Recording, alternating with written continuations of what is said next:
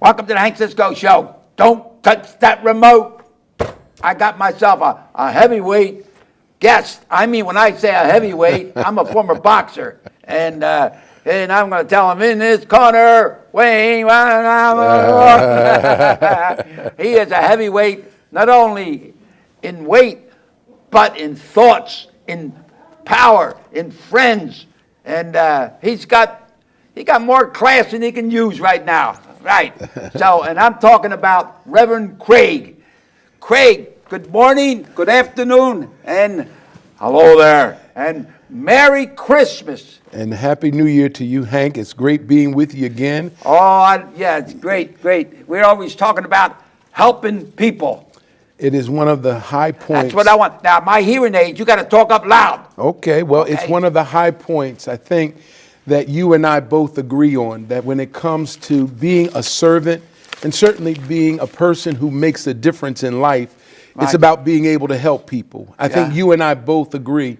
One of the motivations for getting up in the morning is to be able to see not so much about how we can fare for ourselves. God has blessed us in that area. But how can we fare, or how can we extend ourselves to help other people that don't have the same benefits that we've had? Yeah. Well, you know, I guess maybe I learned in early big family. My mother and father had 4 boys, 4 girls, 1 bathroom, all home delivery, no hospital. So we learned how to get together. We know how helping each other, helping our neighbors. And I Italian in the neighborhood, and had Irish on one side and German on the other side. And the way I kept them happy was every once in a while my mother give them some spaghetti, and that was sort of a getting together. But I think my mother always says, as long as you give, you'll always have. And I find that in some of the things my mom would say, you know, do good and forget, do bad and regret. Yeah. You know. Well, I think that's a subject that you and I both understand is a part of how we succeed in life. If you give, you'll receive. Right. And I think it's so interesting that we've just come through the Christmas season. Yes. And during the Christmas season, people have a tendency of giving, and in the course of giving, they generally give to people who can give them their gifts as well. And so it's sort of like this exchange. I give you if you can give me. And I think that one of the real issues that we need to really begin to examine and really start talking about is, who do we give to, or how can we give to the people that can't give to us? Who should you give to? That's something. Now, give me an answer on that. Well, I think that's a good question. And finally, I get to talk as a pastor. In the times that I've been on your show before, I've talked as director of Carver. I've talked in terms of the ministerium. But today I get a chance to talk about, what did Jesus say about giving? And the truth of the matter is that when we talk about giving, it primarily is focused on the needy and the poor. And I think it's in 2 different directions that we give. We give in the way of making sure that their humanitarian needs are met, their practical needs. But there's another need that we have to give as well, Hank, and that's in the area of being a voice for those who are the poor and the needy. Using our platform to be a mouthpiece for those who are in need. That's something, you touched on that, a voice, how to be heard, where to talk, when to talk. I guess how to talk. Well, you know. But you'll know how to talk when you see something, when you get there and you meet people and you see the needs, you see what they don't have, to see how they talk, how they dress, need a haircut, need a shave, you know. And these are all needs. Now, I stopped over St. John's church there with the minister there, and I was so surprised. I was a policeman in Norristown, and we never had so many street people and homeless. And, you know, the only thing we had was the Salvation Army, and then the can eaters down along Main Street, the river. You never have any homeless. And then, you know, they were here. But I was over 200 people waiting to go in there to the soup kitchen. Yeah, yeah. You know, and it's interesting that when we talk about Christmas, there's such a benevolent spirit of giving. And the unfortunate thing is when we go into the new year, we transition from the benevolent spirit of giving to the spirit of it's a dog-eat-dog world. And I guess the big question that I'm always asking as a pastor is, how do we take the Christmas spirit and how do we see it go throughout the new year? Wait a minute. You said, how do we take that Christmas spirit? Now, I want to hold you right there. Why can't we continue that spirit all year long? Absolutely, absolutely. But I think it begins with this. We think of it in the way of a culture, in terms of something that we do for a particular time. But this is interesting. The time that we think of doing it is around Christ's birthday. And if you're thinking about Christ's birthday, you think of a person who was born.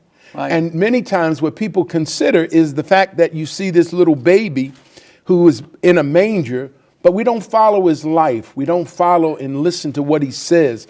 And if we begin to follow what he says and begin to look at the example that he lived, we begin to see ourselves living out a relationship with a person who taught, a person who set examples, and that lifestyle that he lived was a lifestyle of giving, particularly to the poor, to the sick, to the downtrodden, to the people who were considered to be old and off to the side. They virtually became people that Jesus would immediately extend themselves to. So I say to you that we've got to be able to take that the words of Christ and be able to allow that to be used in our daily life. So there was a writer, I can't think of his name, big Italian name, you know, and he was great at hugging people, like you give a hug, you know, and then he would say, walk along and says, hello. And the guy said, well, you say hello to me. I don't know you. Oh, he says, well, my name is, I forget what it is, Jones, whatever it was. So, all right. So next day he saw this guy again. He says, hello. He goes, we say, I don't know you. He says, what do you mean? I met you yesterday. So I think maybe during the course of the Christmas year, we have people, Merry Christmas. Merry Christmas. Don't even know the people. Like, you know, I was at a table eating breakfast and there's people on the next table. Merry Christmas. I didn't know them. But I felt free about it. But after Christmas, if I would say, hello, what's going on? How can we do I that? think one of the examples that I'm reminded of when I read the Bible is that in the book of Genesis, it talks about Abraham and how he entertained these strangers. And him entertaining these strangers by providing a meal, providing hospitality for these strangers, and caring for them, finding out later that they were actually angels. And one of the things that we sort of don't realize is that there's opportunities that we can treat people in a way that they would be a God's gift to us. And if we push people aside, we virtually lose the blessing and the benefit that God gives us in the way of gifts. And when I say gifts, I'm talking about people, not inanimate objects, not a TV or Game Boy, but I'm talking about the gift of people. Helping people. All right. How do you teach people this? It's a good question. You're a minister. You're a school teacher. You're a cook. Because you put the food on the table. That's right. That's right. So how do we get this freedom with the problems we got throughout the world? Well, we got to first begin by acknowledging that we are selfish. I think that until we come to a general agreement of what our general nature is, by our general nature, we're selfish. We prefer to satisfy ourselves, and to be able to get past that reality means that I've got to put certain things in place in my life so that I don't fall prey to my general tendency of being selfish.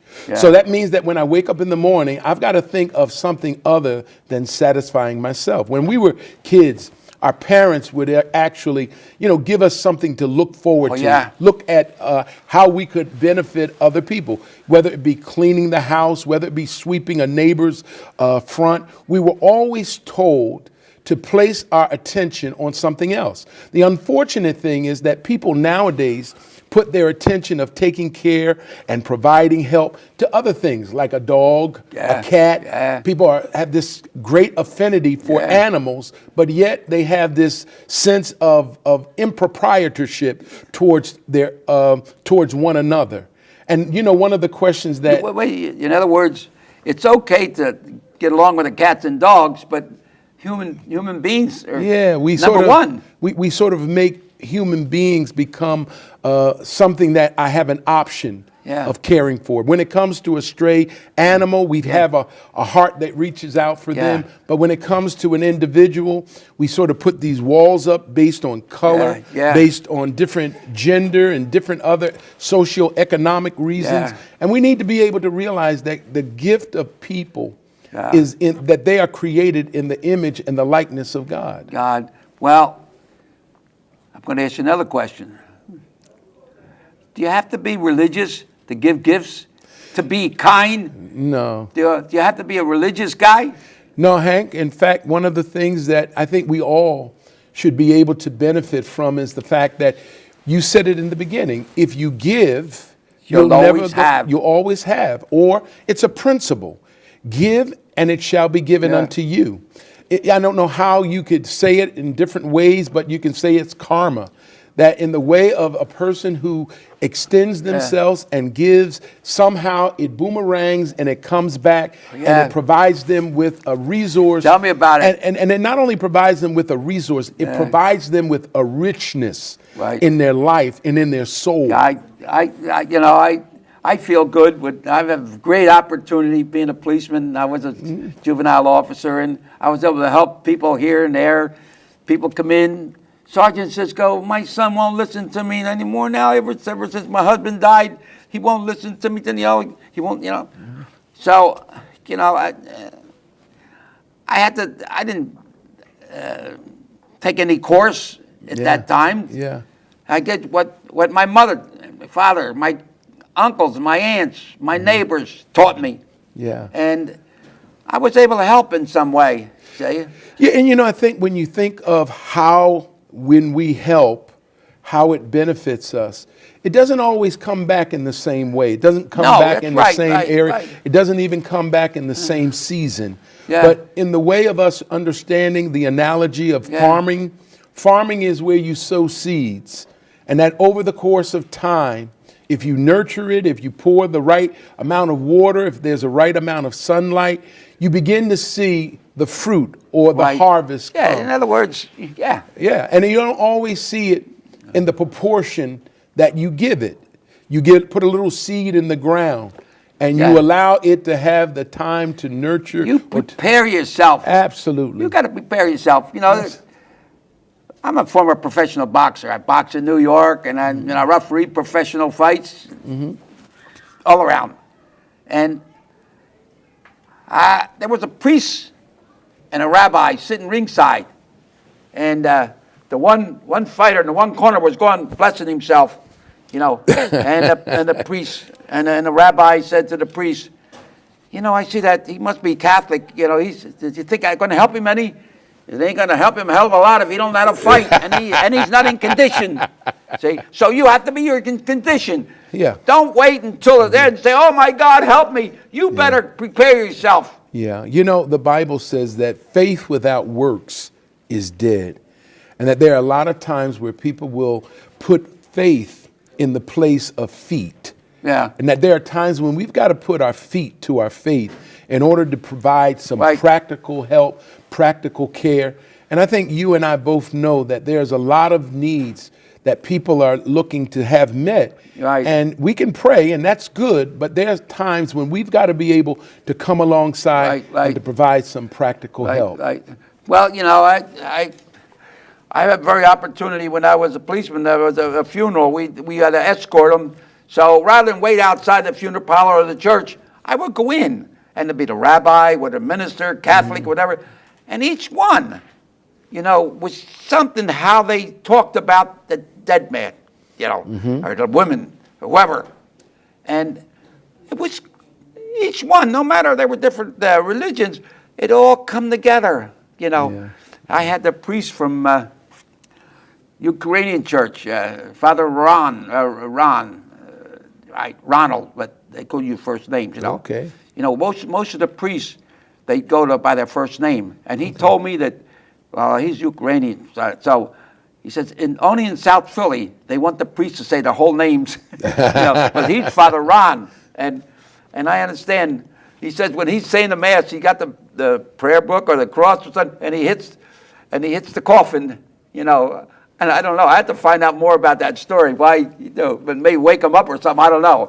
But I find religious so, when I go to bed and I prepare myself, I say my prayers, it gives me something to get ready in the morning, Yeah. And you got to condition yourself. A fighter has to condition himself, when it gets in that ring, when that bell rings, got to be there. Well, I think that in the same way, giving is a part of the practice that we have to exercise on a daily basis. And I think it begins small. I have a grandson who is 6 years, well, he's 7 now. And I actually told him that for Christmas, rather than for him to look to see what gifts he was going to get, I wanted him to give a very precious toy away to another kid. And I mean, it began with him saying, well, Papa, why do I need to give away, something that I think that I like? And I said, because you want to always make sure that you're thinking about giving to others who don't have. Yeah. God has blessed you. So with blessings, it's about being able to, if God can get it to you, the question is, can he get it through you? Yeah. And so he gave away a gift. He didn't do it as willing as I thought he would. You'll remember that. But it's something you got to remember practice. Just like you talked about boxing, Right. you got to practice it. Right. And in the way of us forgetting, we can forget things very quickly. My mother was well educated, and my father had no education. I don't know how they got together, in Sicily. And but people used to come to the house, and she would write letters for him to sit, And she always, when I became a policeman, and she'd come and says, he says, my grandfather's brother or cousin or something is a carabinieri. They're the kinds in Italy, they walk, they don't talk to nobody, And she told me, do good, and the people will move you forward. Yeah.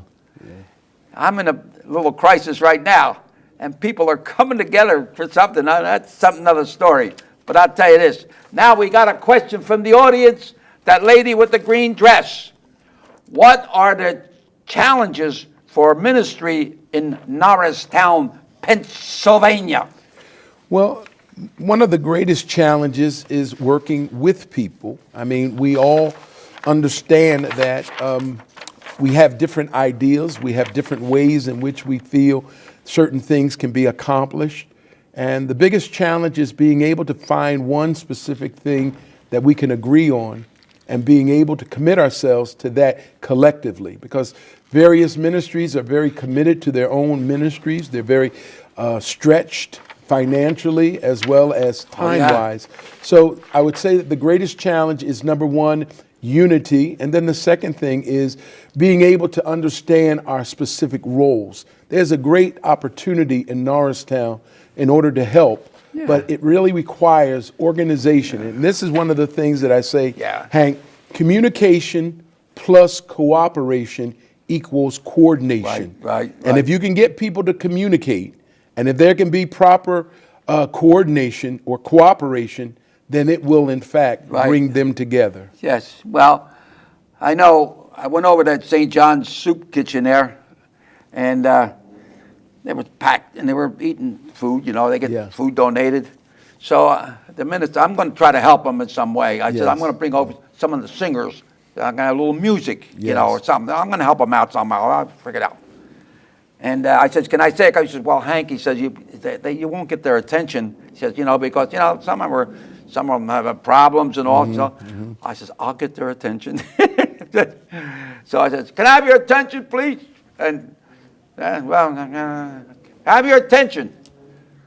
Do you know why bees hum? And no, because they don't know the words. Now, if you don't know the words, let's all get together. Ready? Do you know God Bless America? All right. God bless, and I had everybody singing. And I'm going to do it. I'm going to bring some singers over there. I'm going to get a barber. I'm going to get there. Well, you tell me when, and we'll do it together. Okay, I'll go over there. Okay. All right, I'll do it. Yeah, you know, I like you. I ever since I first met you. You know, I know you got class you haven't used. Pow, pow, right. So, all right, here's another one. Here's the guy. You read it. All right. Right up there, lady, all the way up in the right-hand side. This is a good question. What is your favorite Bible verse from the Bible? Yeah. Well, that's always something. I like that. And I think that when you ask a question like that, it's sort of a question, what verse do you most identify with and what verse do you try to live by? And the verse that I find to be more applicable to my life is Galatians chapter 2, verse 20. And it says, I am crucified with Christ. Nevertheless, I live, yet not I, but Christ liveth in me. And the life which I now live in the flesh, I live by the faith of the Son of God, who loved me and gave himself for me.